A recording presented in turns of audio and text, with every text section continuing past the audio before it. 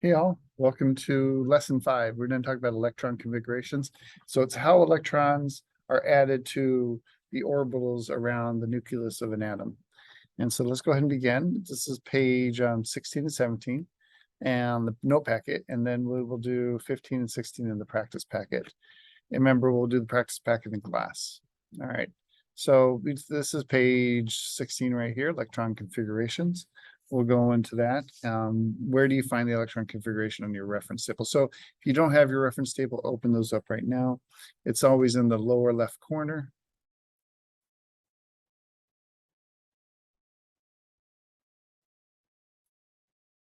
Of an element box. Hopefully that makes sense. And tells us the number of, both tells us the number of electrons and the number of orbitals. So we call it orbitals energy levels.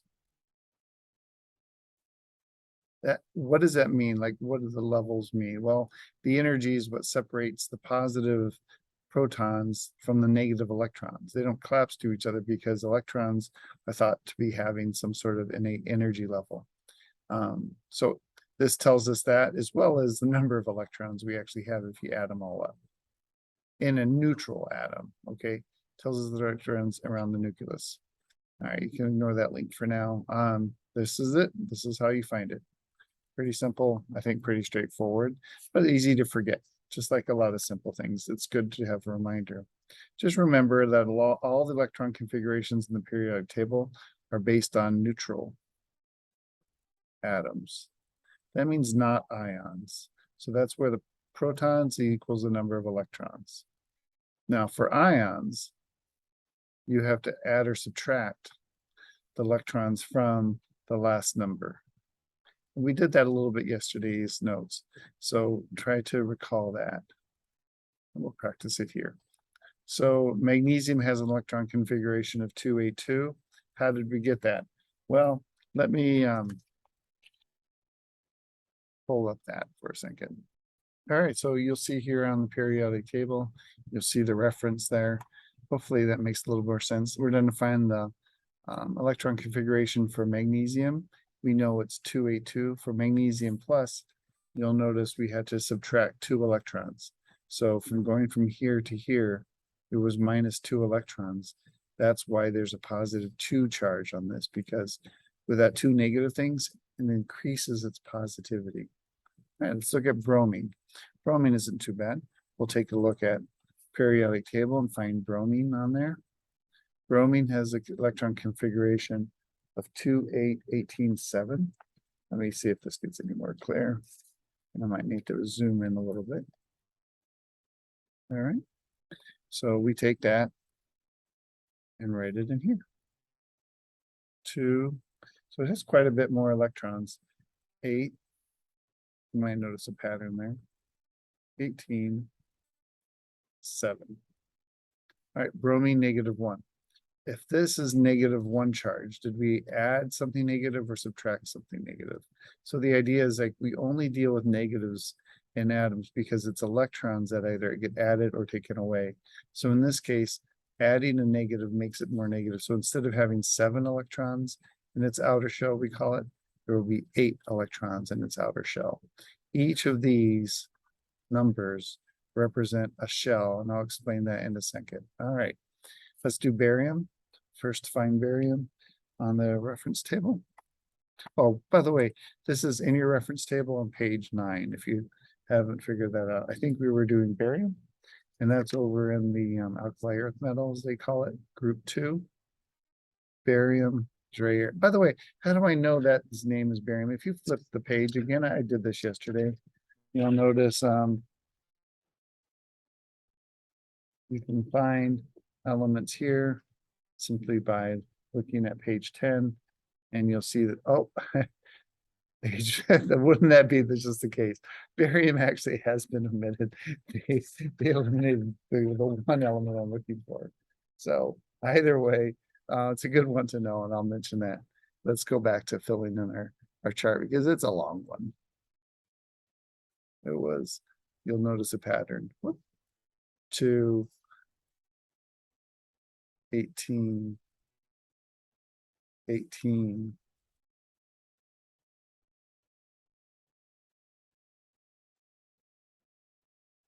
Eight, 2.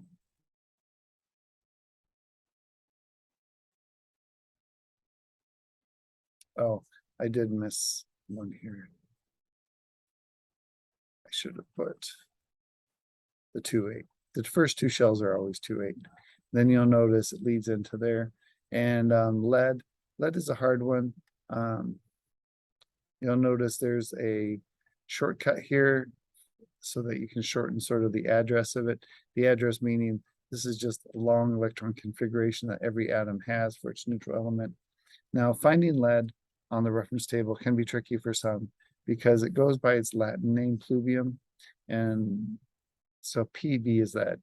One way to remember is peanut butter, lead. I'm not a singer, but I will stop there. You'll notice how they cut it off short because they want you to recognize that the 2, 8 is common to all of them. And after a while, it's redundant to mention. So they just cut it short. And that's what that little asterisk means. So that's a way to shorten the address, but it gives you the last part of the configuration, which is the most important part. All right, so let's make sure we write that down. We put a little dash mark to represent that lead has been abbreviated. And then we write the parts that follow that. 18, 32. This is again right off of the reference table. 18 and then 4 in that final shell, I believe. Yep. All right, that is lead. What are these things? I need to do a little drawing for you to help hopefully visualize what's going on here. The electrons itself are being filled in around a hard nucleus. So this is the nucleus.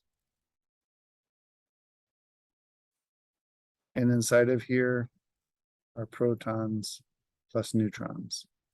But one of the more interesting parts of an atom is its electron shell.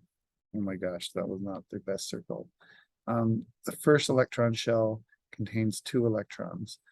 You notice how the second shell is a bit larger. It can contain 8 electrons. Now, you'll see it fills in a little bit differently this, but I want you to get the idea is what we're doing, and this is the beginnings of actually a Bohr model, is the electrons fill in pairs, but they take the open space they can first. You'll notice how these electrons fill in the 4 quadrants, and then they double up and pair. And I'll talk more about why they pair and how they pair in a little bit. But this is what we're talking about when we're talking about these energy levels or shells. So let's go back to our energy diagram and do our first configuration. We have to identify what valence electrons are. Valence electrons are the ones on the most outside of the shell. So these, in this case, are valence electrons. They're on the most outside. That's the valence. Okay, let's move on to the note packet. I just mentioned that. They're the outermost shell or orbital. It's the last number in the electron configuration. If that makes sense. The kernel electrons are the ones on the inside, the inner electrons. The electrons that are shielded from by the outside electrons. For example, chlorine has 7 valence electrons. Why is that? Let's take a look at its electron configuration. We take a look at chlorine. We see 2, 8, 7. The last shell has 7. So we consider that 7 valence electrons. How many kernel electrons are in there? They say there's 10 kernel electrons. If we look at this, the 2, 8, 7 configuration tells us there's 10 on the inside and 7 on the outside. So how about nitrogen? Take a look at nitrogen and let's fill that in. First, I look at nitrogen. I see it has 5 on the outside. The outermost electron shell has 5 valence electrons. On the innermost, you'll see that there's just 2. Okay, sodium, we just slide over here for Na. It's another one of those Latin-based elements. 281. Based on that configuration, it has 1 valence electron. And if you recall, it's 2 and 8, so that makes 10 kernel electrons. All right, let's see how this fills in. These are our principal energy levels, and we call those N. And each sublevel, each energy level has different sublevels, which are designated. Now, this is interesting. We give them little letters: S, P orbitals, D orbitals, and F orbitals. Okay, and each sublevel is made up of one or more orbitals. And we'll talk about that in just a second. So let's look at helium first. First of all, helium's configuration is really simple. I should just throw that up there. You'll notice it's just helium, just has electron configuration of 2. So it's a pretty easy one. How does it fill in its orbitals? Well, it has what we call the 1s orbital. That means the first add. By the way, S means spherical. I'll go more into other ones, but they're not as easy as that one. It's a spherical type orbital, and that is filled in with 2 electrons. They go 1 up and 1 down. And we think of them as like spins, but don't hold me to that. But they do configure that way. Helium fills up its 1 orbital. Carbon is a little bit different. Carbon's, if you look at a card, I should show you each one. Carbon is 2-4. So here's how it fills in. We know we have 8 total electrons. We have 2 on its inner shell, and then we have 4 valence electrons. And here's how it fills in. We fill in the 2s orbital first, and then we have the remaining 2 more because there's 4 on its valence shell, and they separate themselves. So we put them just like that.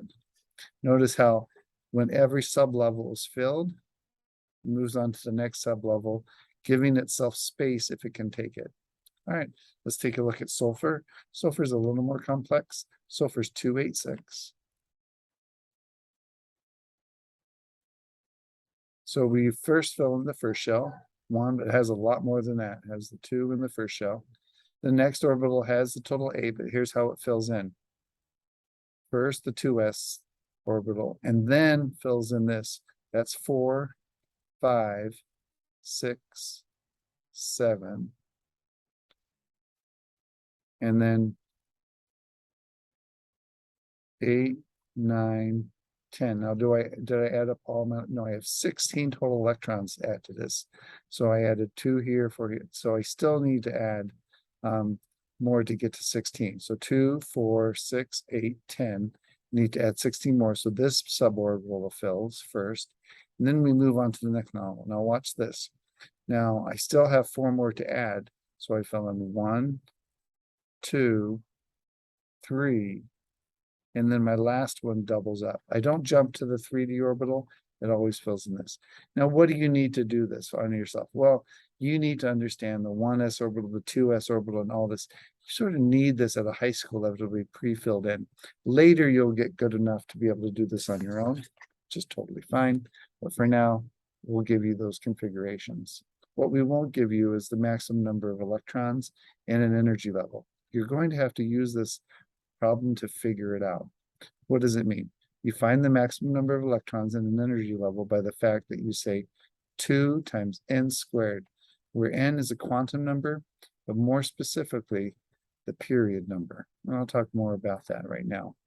All right, so if its principal energy level is 1, the maximum number of electrons is going to be 2 times n squared. So principal energy level 1 will have 2.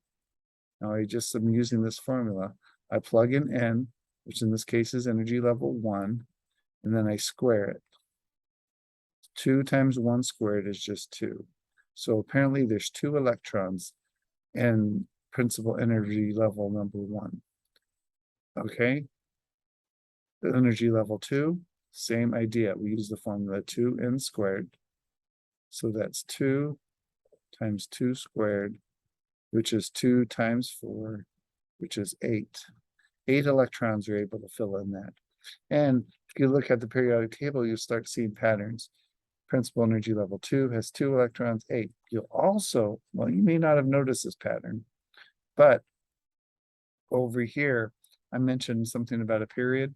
The period is the row that goes across. This is all principal energy level 1, energy level 2. You'll notice in energy level 1, there's only 2 electrons in that. Energy level 2, you notice there's 8 plus the 2 from before. All right, let's move back on and finish these notes. Energy level 3 is pretty easy. It's going to be 3. What did I do? The formula is 2 times the principal energy level 3 squared, and that's why there's 18 there. And the next one is 2 times the principal energy level 4 squared, so that's 2 times 16, which is 32. Sample code. What is the maximum number of electrons that can occupy the third principal energy level in any atom? Well, that's how the question is. What you don't have to say to yourself is, what's the formula? 2n squared. So it's the third energy level squared. So it's 2 times 9, which is 18. All right. Given the correct electron configuration for an atom of oxygen, all right, it's not too bad. Take a look over at oxygen, find it, and you'll see it's 2-6, and that's all there is to it. All right, I'd like you to try these the best you can. Pause the video, work through these, and then check your work as you need it. All right, thank you for pausing the video. Let's move on. This for potassium ion, normally it would be 2, 8, 8, 1, but because, and why do I say 2, 8, 8, 1? Hopefully you remember, we look right down here, but if it's a positive ion, it must have lost 1 electron. That's why this is missing an electron. How many valence electrons are there in fluorine? Go ahead and find it. 7. How about valence electrons for the fluorine negative ion? Oh, it's negative. That means it must have added a negative ion. So there's 8. How many kernel in a phosphorus atom? Find phosphorus. You'll see 2 and 8. That makes 10. How many electrons are there in a phosphorus atom? Oh, valence, there's 5. How many, what principal energy level is bromine? You take a look at bromine. Oh, sorry. Bromine over here. That's in the 4th column. 1, 2, 3, 4. So its principal energy level is just 4. And that, I believe, concludes the notes for today. Let's check it out. Take a look at the practice packet. We're looking at problems numbers. What did we say to do? 15 and 16. So these should look really familiar. Take the, I'll do maybe one of those. And I think all of these are pretty much the same. I'm really glad you get this much practice. Let's do one. Let's do the sulfur one. Together, sulfur. Whoop. Need to get the camera. There it is. And then the notes. Okay, sulfur. So, sorry, it's taking a second. Sulfur is 285. So we write 285. Now you can probably already tell we're going to fill in our 2 here. 1, 2. How many total do I need to add? Don't forget we have 15 electrons to get you to use. Next level, the 2s fills in next. That's 4, 5, 6, 7, 8, 9, 10, 11, 12, 13, 14, 15. And that's how you do that one, just like we did on the notes. I think that's a good place to stop. If you have any questions, I'll see you in class. Thanks, guys, or message me. Have a great day.